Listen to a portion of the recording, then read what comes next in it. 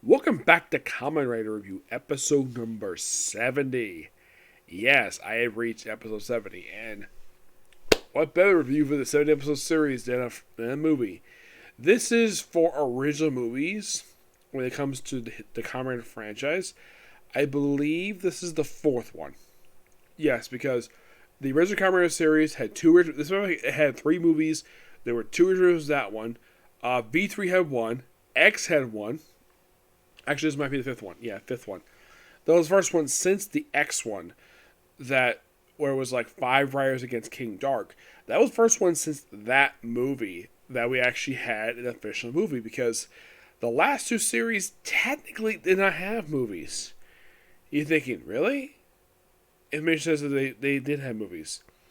Not original movies per se. These were theatrical releases of episodes one of the series.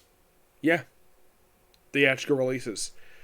Now, the next movie, which for my next one, that'll be discussed later point, but not going to talk about that one. This one starts out basically quite usually in space, which I believe at this point in time is the first Kamen series to do this. We start off on a space station where we have this experiment, basically called Stigmata, where it's like this special energy supposed to replace gasoline. Yes, seriously. It's on an asteroid. It's like, oh, perfectly successful. And then, of course, the station's under attack by an alien. You're thinking, really? Yeah, an alien. Yes, they refer to as simply the space aliens. Yeah, and this is their leader, Gingaoh, aka the Galaxy King. Yeah, this is what the guy looks like. And in the movie, he towers over Admiral Majin. Yeah, he towers over. I'm kind of surprised. This film, before I continue, this film is his sole appearance in the history of the Kamen franchise. Though he's mentioned in their movie, but physical appearance-wise, this is his only appearance. I gotta say, basically by design, he has a great looking costume. I gotta hand it to Toei. This movie felt as also, before I continue, also another thing, this movie felt like it had a really big budget. The movie, in case you're curious, it's 45 minutes, which makes this film to date the longest Kamen film to date out of the entire, at this point in time, and it was a lot of reviewing. Because Kuga didn't have a movie. It had a couple specials, but no movies. Yeah, because the previous movies were mostly like shorts, like about 30 minutes. This is basically 45 minutes. So it's equivalent to, back then, to be a feature movie. Yep. So the attack station want the energy, and of course, the monsters to attack. And so the lead side had transferred it to a dog. Yes, a dog. And it turns out that one of the people who worked for him was actually a spy for Neo Shocker. Yep. And a dog is transported back to Earth. Now, before I continue here, another thing I should mention is that Sky Raider is not in the correct outfit per se. Yes, for some reason the movie put him in an outfit he would not make his debut in episode 20. I'm not going to discuss what it is. It's just that for me, it's the first time I've seen this costume in motion, because I'm more used to darker green now. This is light green. I'm not going to say what it is until I discuss episode 20, probably tomorrow at this point. So, so pretty much in the way, like, gets to the Earth, and of course, it goes to his family, and we see that the two kids, basically, we have Boone, who's kind of like about 20-ish. We see Izumi, who is the assistant, and basically, Boone is bringing around his father assistant, who's very young, probably close to his age, and of course, you have the little girl's sister, which is standard in Japan, where you have an older sibling, and you have a little kid meet a sibling. Yeah, if this was Power Rangers, this basically be father and daughter, not brother and sister. It's Japan. I'm not going to criticize, so move on. So they did all about this special plan. The doctors are running away, and then they're kidnapped by Neo Shocker, which of course somehow. Here's the strange thing though.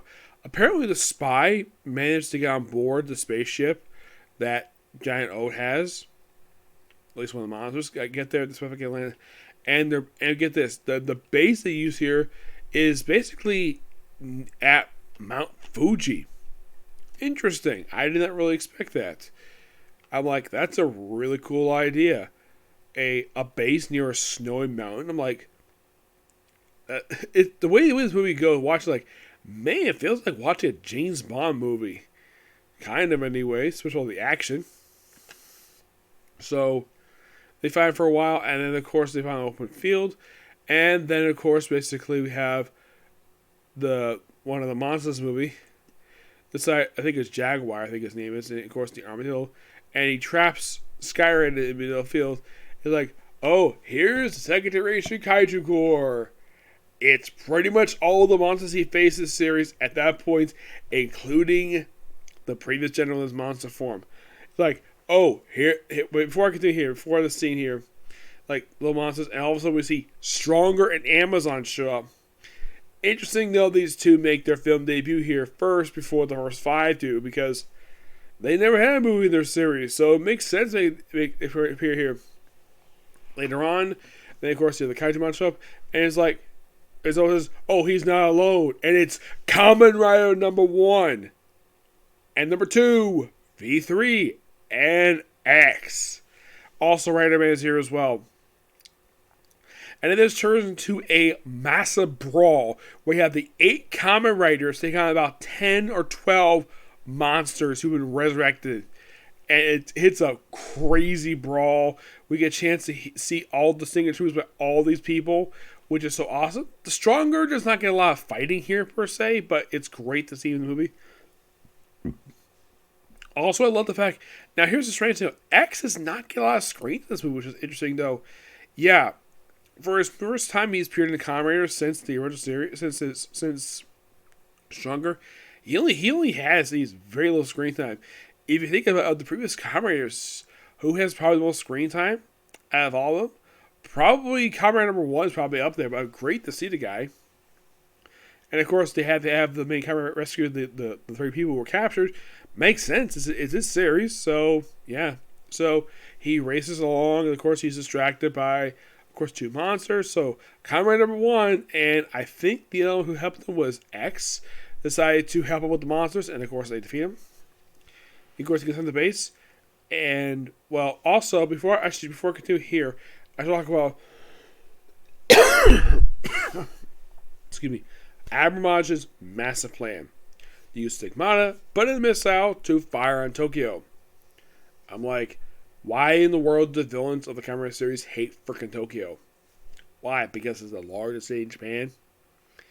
It's kind of like, basically, you would think an American city, that they would basically try to attack New York City or any other major city, but nope. They basically, Power Rangers have where they attack some random city. So, we see Giant Rock on the base, and we see his troops with him are basically, and they just don't have much for faces. They're okay, and he has 1 monster under control. Yeah, 1 monster. I think his name was Stargarcia. His name is. He looks like a pterodactyl. Yes, seriously, a pterodactyl monster. Okay, and he's an alien for reasons. So after we do the plan, we see him actually enter sort of a room that's associated with, you see on, it's basically a recurring set. We have this chair, and behind him is basically the Great Leader who does not speak. Yes. Fun fact, the last time the Great Leader spoke in the series was back in episode 17. That was back in episode 16. That was the last known official time that the Great Leader spoke, and has not spoke since then. It's either that they're saving him for really on the series, but who knows. So, meanwhile, the other breaks the base. Now, in the case of the 3 people there, they're Torch, and of course, he just, a woman. He's a pet her, of course, almost like rubbing her leg. It's like, ooh, I'd like to see more of this woman. And instead of, examine her properly by having her remove her clothing, he proceeds to have her and the guy put on an operating tape, which, by the way, this is the same operating tape we use in the series to create the cyborgs, to look like torch them with electricity. Now, why in the world this is? I'm guessing there was a scene cut here of the Reeves, like, oh, let's just put electricity. And I'm like, what's the purpose of the scene? It feels as though we have a deleted scene here. This is probably the only instance of the whole movie where, despite the movie is really good so far, like, this is one of those few instances you get to watch movies like, man, it seemed like something was cut here. And I'm sure there was. There probably was some stuff cut. I'm sure it probably was cut due to runtime, but this makes no freaking sense at all. I don't know why. So, of course, they use electricity to free themselves. Well, get a camera attention. Eventually, after a while, of course, Kamen does fight the one monster he has, effectively with a sky drop. And he fights Gingaoh briefly, gets away. I'm like, that's it? A few punches, and he gets away, and I'm like, that's it? The main villain in this movie fights a Sky Raider for about 2 minutes, and that's it. Wow. What a disappointing thing about the movie. I was like, that's probably another thing they got from the movie. It's almost like maybe they had planned to have more extended fight sequence, but it was probably cut due to time. So after free him, and eventually Kamen Rider proceeds to get the control room, while the Split Lobby basically beats all the goons, smash equipment because he loves kicking stuff, and then the place starts exploding. Admiral Majin proceeds to basically get away. It's not sure if he escaped. He probably did because he's still alive in the series. So Gingaoh basically races to get out of the base as quickly as possible, gets to his ship, and he says, "Oh, let me enter first." And of course, they get on the ship, and of course, the mouth lifts off while the thing is exploding, and of course, Kamera's like, "Oh, it's going up," and then he somehow he gets hit by the explosion. Yes, this spaceship that's up in the air gets hit by the massive explosion of the exploding base. And so it hits it and it crashes right back into the base, exploding. Like, what? Yeah. And of course, everything's all fine. And it's like the whole stigmata thing was really dropped by the end of the movie. Yes. And then we have this really cool sequence of the 8 Kamen Riders. We have Sky Raider says, "We did it. We saved the symbol of Japan." And I'm sure they're probably all happy he said that. It makes sense that he would want to say it because it's his movie, and they're just basically just guest stars. Makes the whole sense. And of course, they also have the drive off, and that's in the movie. I gotta admit, I thought the movie was really good, but the problem with the movie is it feels as though stuff was cut. Like, I think the first half is really good, and then I kind of felt as though like nothing was cut there.